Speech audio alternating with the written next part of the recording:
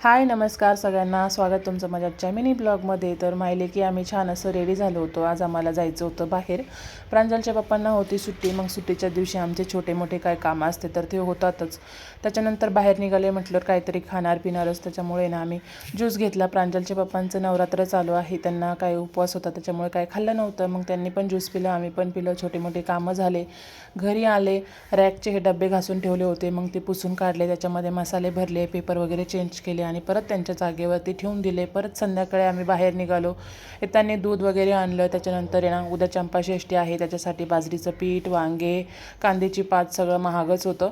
त्याच्यानंतर ना प्रांजलला खायची होती आईस्क्रीम, छोटा डब्बा घ्या म्हटलं तर प्रांजलच्या पप्पांनी डायरेक्ट फॅमिली पॅकच घेतला।